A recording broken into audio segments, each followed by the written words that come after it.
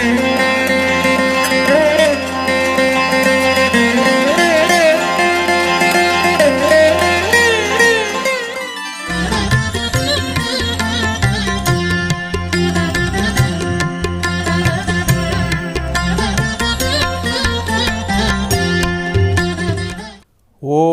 కదంబవనవాసిన్యై నమః. ఓం కదంబవనవాసిన్యై నమః.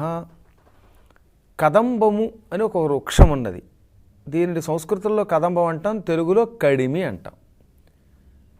శ్రీకృష్ణుడికి అమ్మవారికి ఇద్దరికీ ప్రీతిపాత్రమైన చక్కని చెట్లలో ఇదొక చెట్టు. అసలు ఈ చెట్టు పెరగాలంటే లలితా సహస్రనామ పారాయణ చెయ్యండి అనేవారు పూర్వం. లలితా సహస్రనామ పారాయణం జరగని చోట ఈ చెట్టు అసలు పెరగదు. అమ్మవారికి అంత ప్రీతిపాత్రమైనది. ఒక్క చెట్టు ఉంటేనే అమ్మకి ఇష్టం అంటే ఇంక చెట్లు, తోట, అనేక వృక్షాలు కలిగిన తోటలో మనం పూజిస్తే అమ్మ ప్రత్యక్షం కాకుండా ఉంటుందా? అమ్మవారు కదంబ వనవాసిని, కదంబ వృక్షాల తోటలో నివసించున్నది అని అర్థం అన్నమాట. మానవ జీవితానికి అనేక దుఃఖాలు ఉన్నాయి, కానీ అన్నిటికంటే పంచదుఖాల గురించి పురాణాలు బాగా చెప్పాయి. 5 రకాల దుఃఖాలు ఉన్నాయట. ఇవి అనుక్షణం మానవుడిని పట్టి పీడిస్తూనే ఉంటాయి. అందులో ఏమిటో తెలుసా? కొడుకులు పుట్టకపోవటం ఒక దుఃఖం, పుట్టి వాళ్ళు దుర్మరణం పాలవడం. అసలు పిల్లలు లేకపోతే ఒకటే బాధ. పిల్లలు పుట్టి మధ్యలో చచ్చిపోతే ఆ తండ్రికి వచ్చే బాధ అంతా ఇంత కాదు. అందుకే పుత్రశోక మహత్కష్టం అన్నారు. మహాకష్టం అన్నాడు దాన్ని, పుత్రశోకాన్ని. ఇది ఒక దుఃఖం. సరే, ఏదో కొంతకాలం పోయాక మర్చిపోతాం. యావజ్జీవితం రోజు ఏడుస్తూ కూర్చోలేడు కాబట్టి క్రమంగా మర్చిపోదాం అనుకున్నా. నిత్య దుఃఖం ఒకటి ఉన్నది. అది ఆకలి దప్పికల వల్ల వచ్చే దుఃఖం. ప్రతిరోజు దినము పొద్దున్న లేచిన దగ్గర నుంచి సాయంత్రం లోపు ఎప్పుడో ఒకప్పుడు దాహం తీరకపోతే బాధ. మంచినీళ్ళు తాగకపోతే గజగజలాడిపోడు. ప్రయాణం చేస్తున్నాడు ఒకడు, వాడికి మంచినీళ్ళు దొరకలేదు, ఆల్మోస్ట్ వాడు చావడానికి సిద్ధమైపోతాడు. ప్రయాణం చేస్తున్నప్పుడు, ఇంటి దగ్గర ఉన్నప్పుడు ఇంకో చోట అన్నం లభించకపోతే గజగజలాడతాడు. కాబట్టి మొదటిది పుత్రశోక దుఃఖం అయితే, రెండవది క్షుత్పిపాసల వల్ల, ఆకలి వల్ల, దాహం వల్ల వచ్చే దుఃఖం. ఇవి తీరకపోతే మహాబాధ.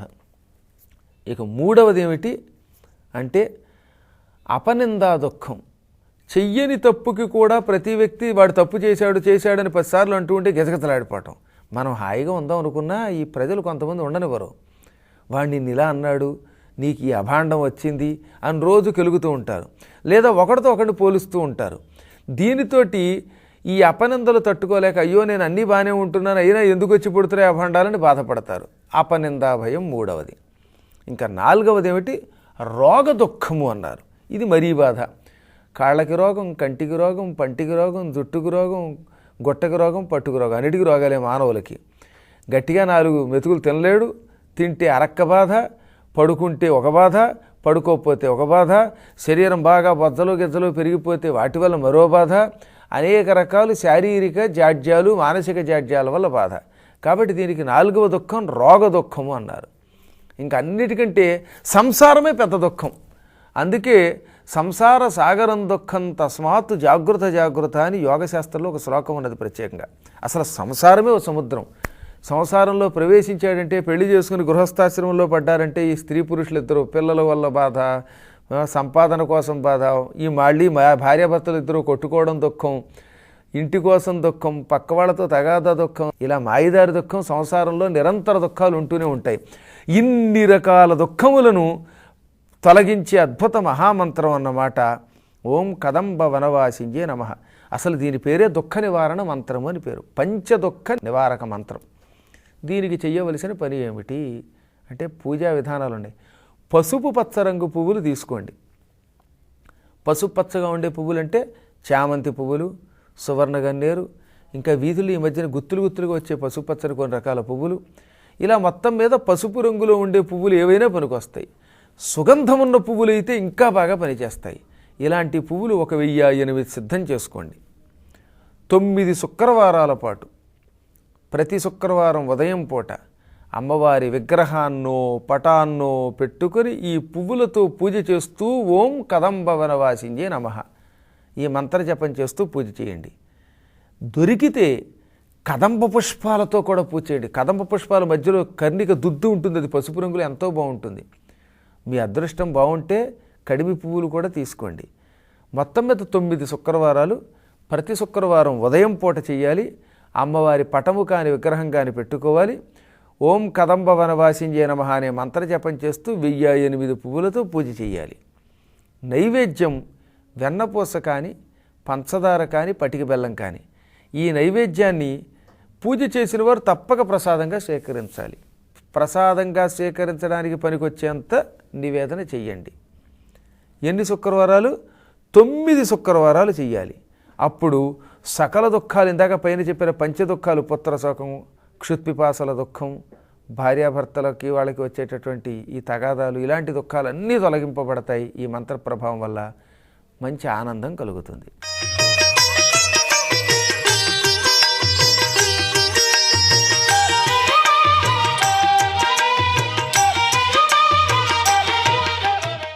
వందే గురుపదద్వంద్వమవాంగ్మానసగోచరం రక్తశుక్లప్రభామిశ్రమతర్క్యం త్రైపురం మహా.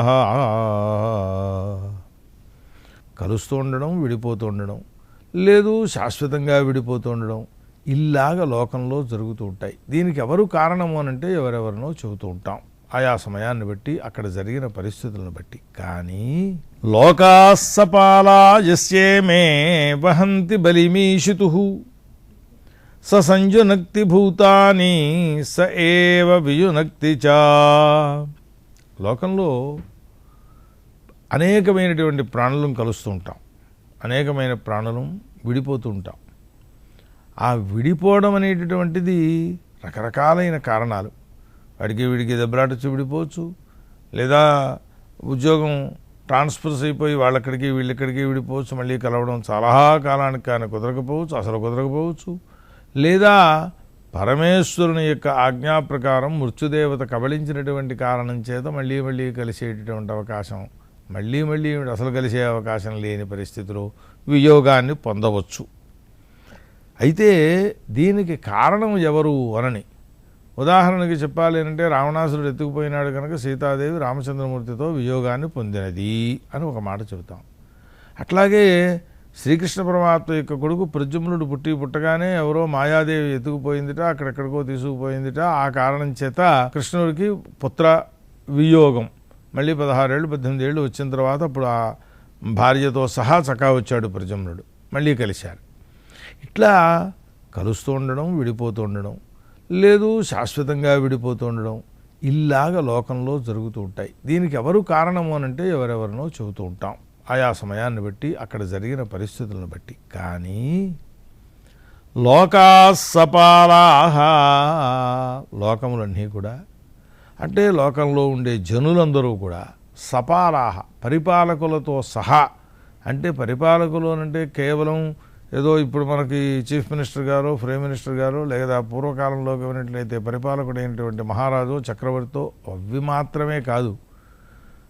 అక్కడ పాలకులు అనంటే ఇంద్రాగ్నియమనిరుడితి వరుణవాయు కుబేరేశాన దిక్పాలకులు అనేటటువంటి వాళ్లతో సహా, లేదా ఇతరేతర లోకములను పరిపాలించేటటువంటి ఆయా లోకపాలకులతో సహా మొత్తం అందరూ కూడా ఏ సర్వసమర్థుడైనటువంటి పరమాత్మ యొక్క వశంలో ఉంటున్నామో, ఆయన యొక్క అధీనంలో ఉంటున్నామో, వీళ్ళందరూ కూడా, ఇట్లాంటి మహనీయులందరూ కూడా ఏ పరమాత్మకు నిరంతరముగా సేవ, పూజ, భక్తితో ఆరాధన ఈ మొదలైనవన్నీ చేస్తూ ఉంటారో, ఆ పరమాత్మే ఆయా ప్రాణులను సంయోగం కలిగేటట్లుగాను వియోగం కలిగేటట్లుగాను కూడా చేస్తూ ఉంటాడయ్యా అన్నారు.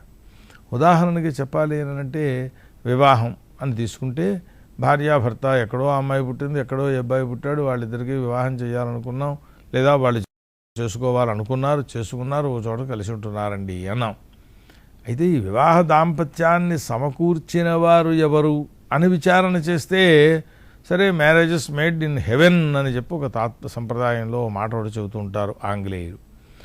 మనవాళ్ళు అదే చెప్పారు. వేదంలో కూడా త్వష్టా జాయామ జనజత్ త్వష్టా ఆశ్చయిత్వాంపతిం అని త్వష్టృ ప్రజాపతి అనేటటువంటి వారు ఈ దాంపత్యాలను సమకూరుస్తుంటారట స్వర్గలోకంలో. ఆయన చూపించినటువంటి వారికే లోకంలో వివాహాదులు అవుతాయన్నమాట, వారే దంపతులు అవుతూ ఉంటారు. కనుక సపాలకములైనటువంటి ఈ లోకములన్నీ కూడా, పాలకులతో సహా కలిసి ఉన్న ఈ లోకములన్నీ కూడా ఏ పరమాత్మ సర్వసమర్థుడైనటువంటి పరమాత్మ యొక్క వశంలో ఉంటున్నాయో ఆ పరమాత్మే జీవులను ఒక చోట కలపడం అనేటటువంటిది, ఒక చోట నుంచి విడగొట్టడం అనేటటువంటిది చేస్తూ ఉంటాడు. ఆయనకి స్వపరభేదాలు లేవు. పాండవులను రక్షించినటువంటి వాడు అభిమన్యుణ్ణి రక్షించలేకపోయినాడా అంటే ఆ అభిమన్యుణ్ణి రక్షించకపోవటానికి వేరే కారణాలు ఏవో ఉన్నాయి ఇక్కడ. ఇట్లా విచారణ చేస్తే జీవుల యొక్క సంయోగ వియోగములు అన్నింటికీ కూడా ప్రధానభూతమైనటువంటి పరమాత్మ యొక్క అనుగ్రహమే కారణం తప్ప లోకంలో మామూలు వ్యక్తుల వల్ల ఇట్లాంటివి జరిగాయి, వాళ్ళు కలిసి ఉన్నారు, వీళ్ళు విడిపోయి ఉన్నారు. ఒకవేళ ఇట్లాంటి వ్యక్తుల యొక్క ఉపదేశ బలం చేత కలిసినా, వ్యక్తుల యొక్క ఉపదేశ బలం చేత విడిపోయినా అది కూడా పరమేశ్వరుని యొక్క అనుగ్రహమే. ఆయనే ఈ వ్యక్తుల యొక్క రూపంలో ప్రవేశించి తన యొక్క మాటలతో చెబుతూ ఉంటాడు. ఆ మాటలను, ఉపదేశాన్ని గ్రహించినటువంటి వారిని వీళ్ళు ఆచరణ చేస్తూ ఉంటారు. కనుక సర్వ ప్రేరకుడైనటువంటి పరమాత్మ యొక్క అనుగ్రహమే వీటికి కారణం తప్ప లోకంలో ఎవడో నాకు ఈ దుఃఖాన్ని కలిగింపజేశాడను, ఎవరో ఈ మా ఇద్దరినీ కలిపాడను, ఎవరో మా ఇద్దరిని విడగొట్టాడను, ఇట్లాంటి సంయోగ వియోగములకు కారణము పరమాత్మ తప్ప మరొకరు కాదు అని దాని యొక్క తాత్పర్యాన్ని చెబుతోంది ఈ శ్లోకం. కనుక పరమాత్మానుగ్రహ ప్రాప్తి కొరకే సర్వులు సర్వదా ప్రయత్నిస్తూ ఉండాలి. స్వస్తి.